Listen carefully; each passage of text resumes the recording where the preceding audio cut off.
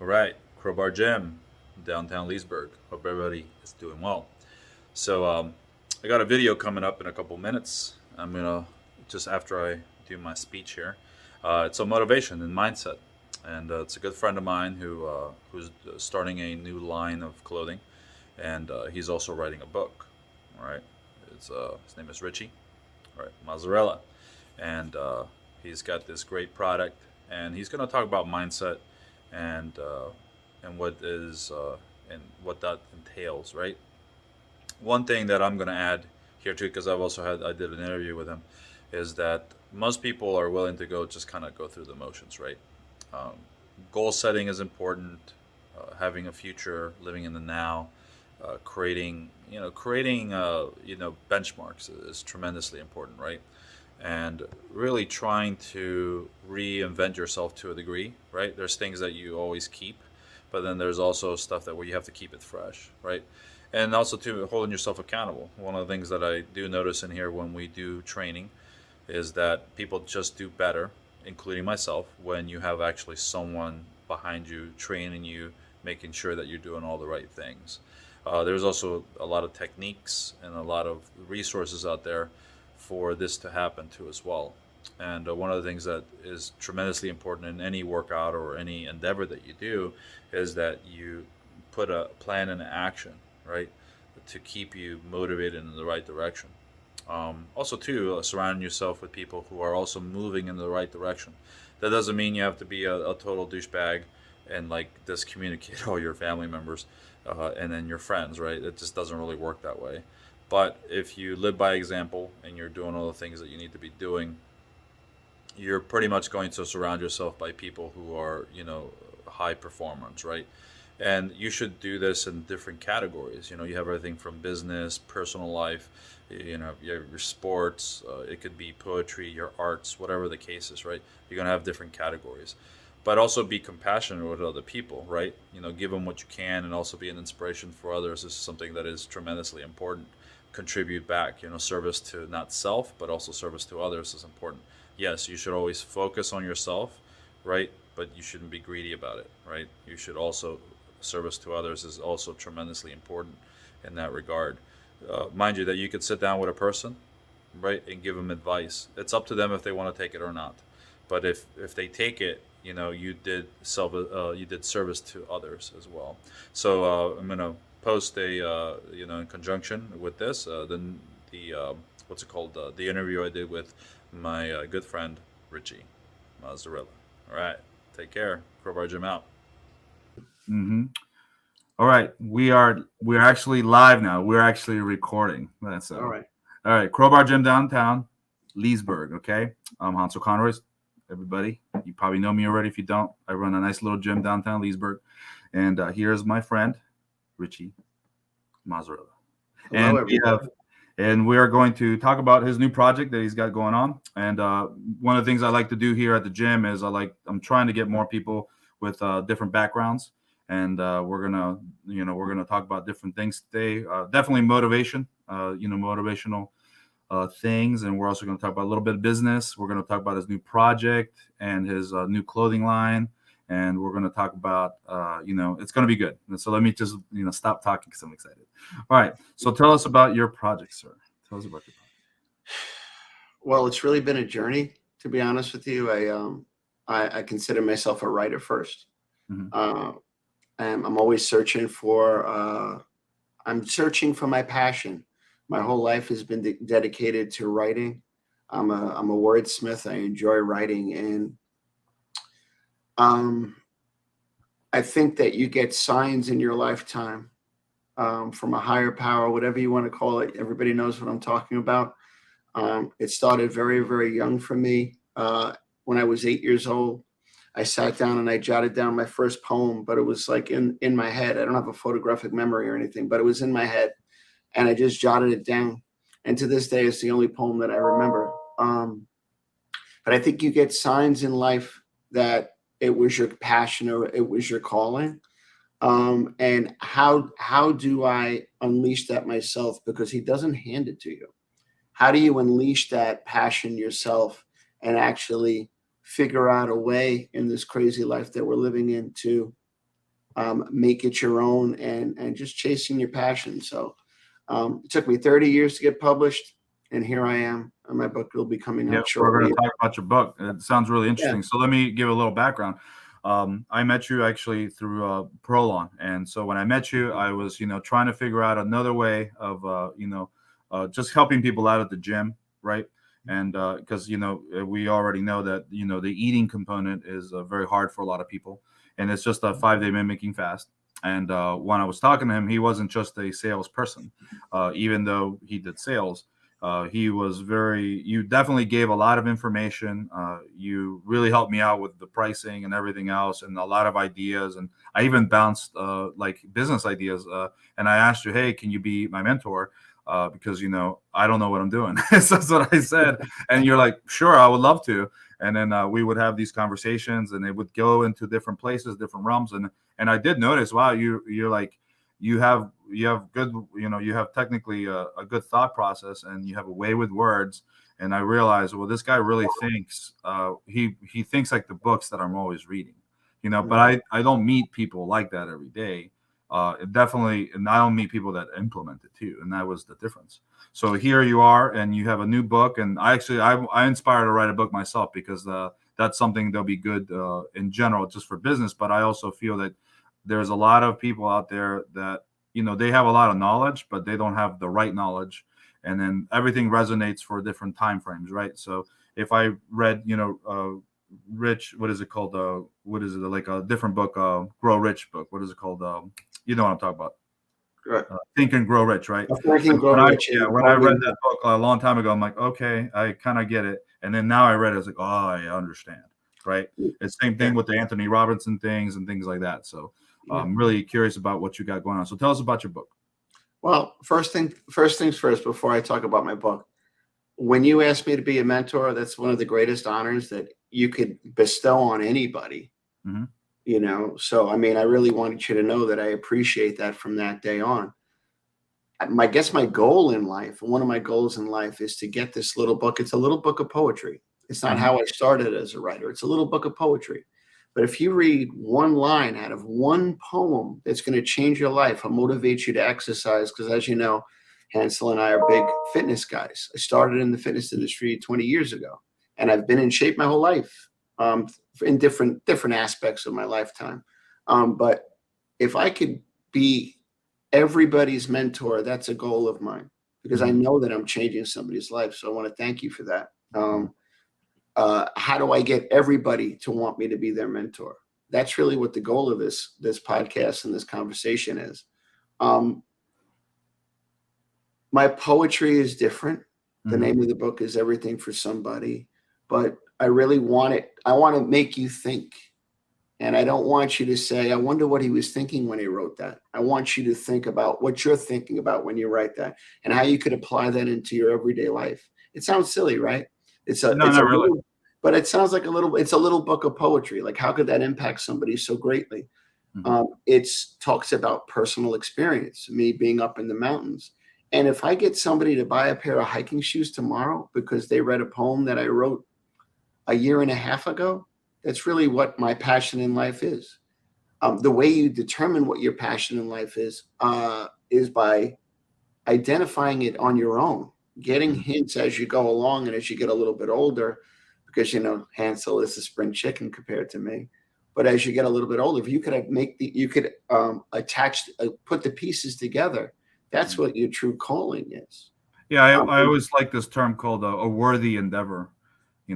So it's like my grandfather used to love to work on the home. He used to like the drywall and things like that. And I was a kid, so I wasn't really into it. I actually like the fact that he showed me this stuff, because I learned a lot from him. But to him, that was his worthy endeavor. And he was like, you probably know this already because you read a lot of things. The Japanese make tea ceremony look like it's a profession. It's the same concept you're saying. Yeah. Well, changing people's lives is one of the most important things to do, but it's also one of the toughest things to do, because everybody likes change, but nobody wants to be changed or pay the price. Yeah. The reason why people aren't tapping into what their passion actually is because they're basically scratching the surface. They're not willing to get dirty and get in the mud to figure it out. Yeah. At the older I get, the more I realize that, and I still have a job for the record, but the more I realize that I could do this anywhere, anytime. That's I perfect. could take a year off. I could take 2 years off. I could do this anywhere and anytime. But how do I get myself? I need to push myself to get where I want to be, or else it's just an idea. We talked about ideas before, right? Yeah, we were having a conversation when I was driving down there. Yeah, everybody has a lot of ideas, and like perfect example, I had a buddy of mine who's a business guy too as well, and he's like, I want to do a noodle shop. It was like 4 years ago, or I think it was like maybe 10 years ago, I forget exactly. And he comes here to Reston, and he's like, damn it, they put a noodle shop here. And I'm like, well, why didn't you go ahead and do it? And it's just like, everybody on this podcast, or whatever you want to call it, everybody could identify to that. Yeah. You could say, that's my idea. That's my idea. I thought about that 10 years ago before it was popular. Knowledge applied. All it is floating around in the atmosphere if you don't take action. Mm-hmm. This is the time to take action. Yeah. Exactly. Stop worrying about how you look. Everybody's got to pay their bills. That's wonderful. But instead of trying to pay your bills and figuring out how to pay your bills, how could you live a smarter life where material things don't matter and moments do? Correct. That's what this is all about. Yeah. I think people are getting savvy now about, so I think with everything happening, the way the economy is and everything else, I think people are realizing, especially with the 19 thing that happened. I think what's more important, right? And people are trying to live their passion, and then and that's for different things for everybody, of course. So it could be whatever. It could be a business, could be better work, whatever it is. But I think people are saying to themselves, "It's like, wow, I just have a lot of stuff, but that stuff is not really doing anything for me." Right. And I know for me, I love my experiences. I like the gym because the gym brings me a lot of joy, but I was working 24/7 at my other job, and there's nothing wrong, and I loved it. But eventually I felt like there was a wall that I couldn't supersede. So I was like, I need to do other things. So I decided to do that. Right. 100%. I get passionate about sunrises and sunsets. Mm-hmm. I'm trying to, that's the best vitamin F that you can have, because you know what? You don't know how many you have left. Yes, sure. It sounds silly, right? But I get passionate about watching the sun come up. You should try it sometimes. It's very undervalued. So silly stuff like that. Being in the outdoors has tapped into my creativity more than I ever realized. And also, too, a lot of people don't know that you're out in Arizona, correct? Yes. I live in Arizona. I was an East Coast kid for the first 50 years of my life, and I just picked up with the family, and we're out in Arizona. So there's new things to explore and new things to see. We went out to Sedona this weekend. The desert does interesting things to the mind, I'll tell you that. Every new experience brings pencil to pad for me. Every new experience. Reading and getting excited about words brings pencil to pad for me. The way you become good at something is by becoming educated about it. If I was 150 pounds overweight, I'd have to teach myself how to eat and figure out what works for me in the gym. That's what Hansel does, right? And that's what you should get excited about. But the instant gratification world is over. You got to think more of a long-term process. How are you going to get there eventually? If you need to lose 100 pounds, it took you 10 years to put the 100 pounds on. You can't expect it to shake off in 2 weeks. There's one thing that this whole COVID world that we're living in has done. It's made people be much more creative in terms of what they can do with their lives. It's depressed a lot of people. It's set people back 2 or 3 steps. But there's one thing that it's done. The work-life balance thing, when people couldn't go into the office, people got frustrated because they got snapped out of their routine. Yep. But you know what? It's forced people to be creative in terms of how they make money to survive and do things. There's also old way of thinking too. It's like, if I can be at home, for example, take care of my kids and complete a project, why do I have to go to the office? It speaks for itself, right? But yeah, you need me to show up. I've heard a lot of people say that. A Yeah, lot. but you know what? Everybody wanted that, but nobody was ready for it. Correct. There's a good Every- handful of people that I know that wanted it, and then there's a lot of other people like, oh, I can't function at home. I need to leave the house. I need Right. to leave the house. But that comes with its own problems. Every day, with this conversation we're having, you're looking at two people that just want to make you think a little bit differently and get you to a place where you're going to be happy. Mhm. The way you figure out what happiness is by figuring out first what you're unhappy about. Mhm. As Oh, that's silly true. and stupid as that sounds, figure out what your unhappiness is, and then act accordingly. Do you Go think about a lot of people are living like an illusion? identifying what your passion is, identifying how to get to the place that you want to be. Mhm. You know, you can't just scratch the surface of these things. You have to dig deeper and figure out how you're going to get there. And the way you do that is by reading and becoming educated and following some of, Hansel called me a mentor. Following some of the people that you admire is the most important thing. Do things with people that have done it already, and Exactly. that's how you figure it out. What are Yeah. some books you recommend that inspired you? Think and Grow Rich. Somebody said something really interesting. Bob Proctor. I remember him. Bob Proctor. He said the mistake that common people make is that they read the book and they put it down and they read it 20 years later. Me, Same here. Hansel. Yeah. He carries this book with him and he reads it on a regular basis just to reinforce exactly the way he wants to live his life and how to chase his dreams and affect people in a positive way. Mhm. Read the book more than once, especially if you find it great. There's a lot of good self-help people out there. Yep. But just like everything else we talked about, if you don't execute, nothing will change. The mindset, I think, is really hard. I like one of the reasons why I said, hey, can you be my mentor and can you help me out, is because you are doing good, you were doing good things and you still are doing good things.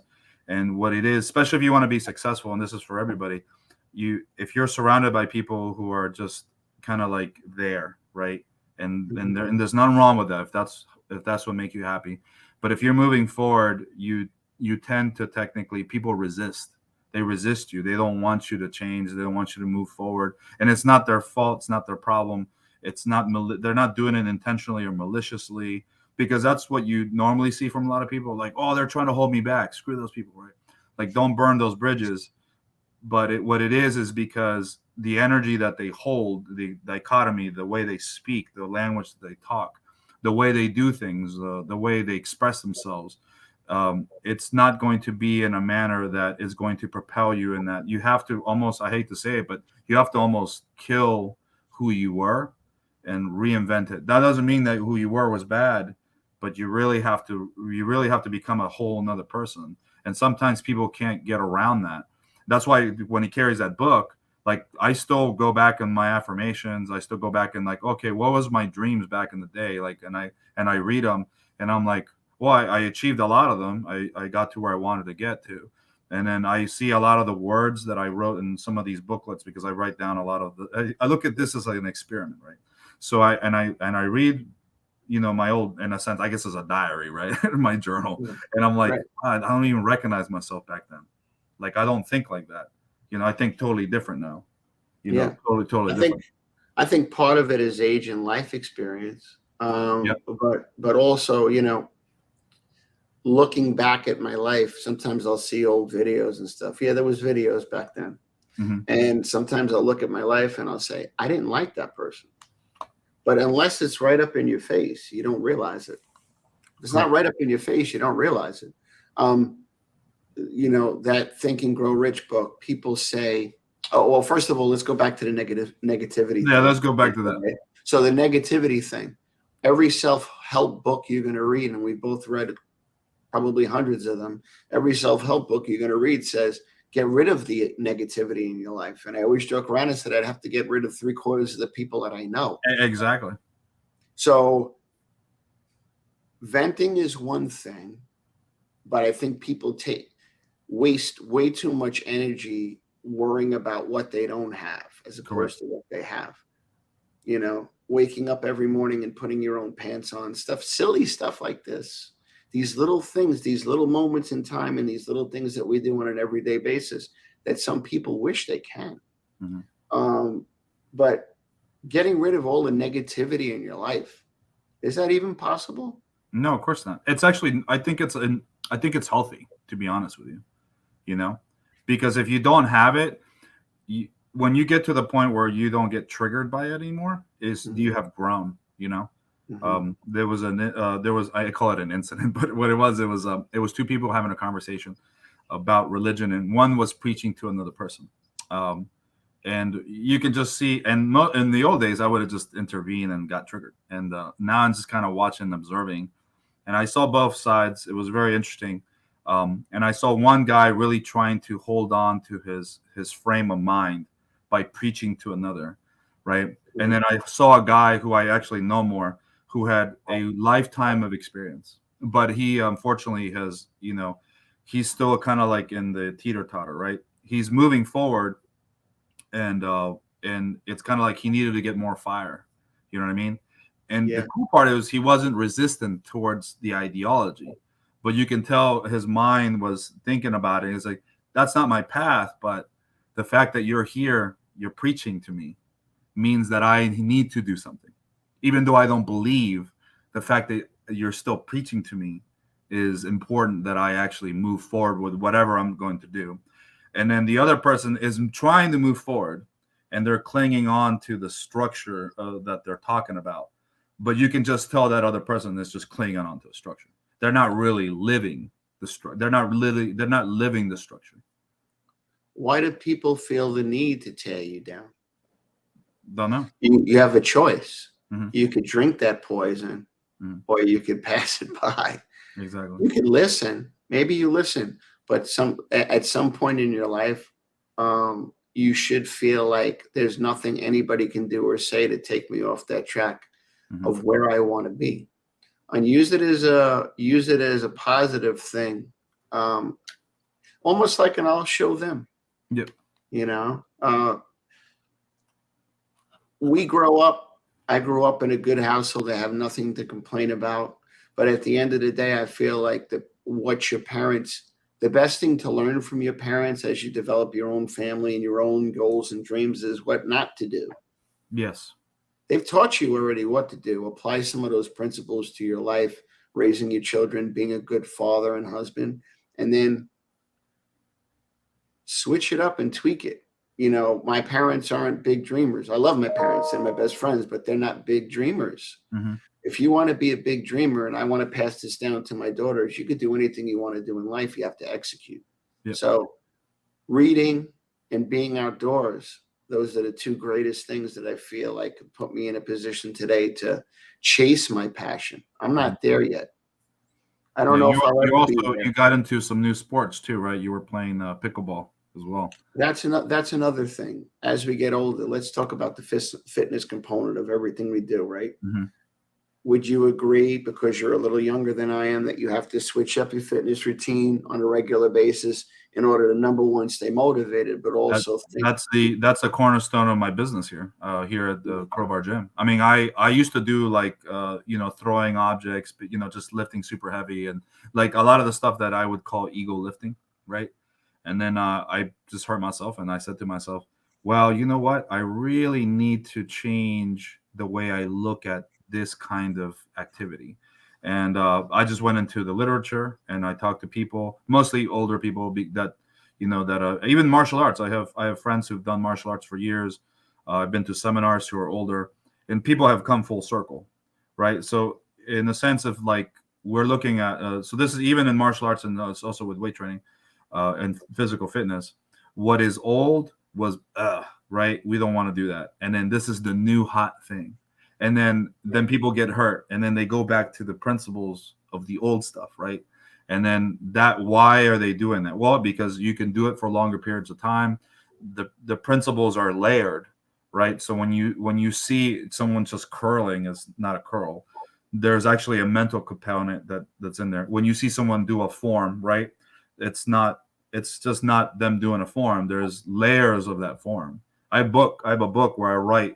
I've done a form for 100 repetitions, and I realized that my body went into like a trance, and then I was having I felt like I was having what's the word? I guess like a counseling session with a physical therapist. Like it Yeah. was like my body was in another realm. And I think when you get to that, you said, okay, cool, there's a lot of value in this, and then you can do this until you're 100 years old, because that's really what you want to do. You want to keep your body immortal in a sense, as best as possible.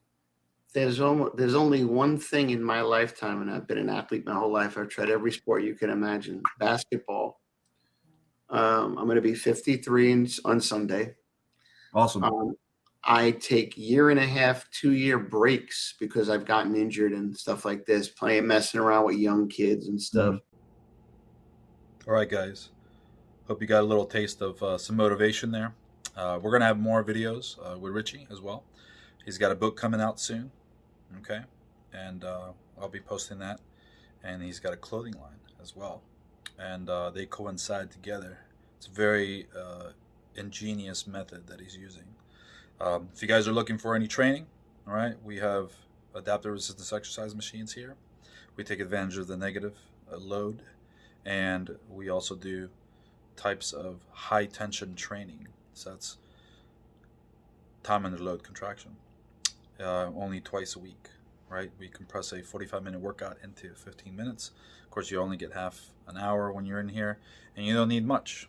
Free demo, okay? And you can go check it out. Send me an email. You can go to the website, and we'll set up an appointment. All right, Crowbar Gym out. Take care.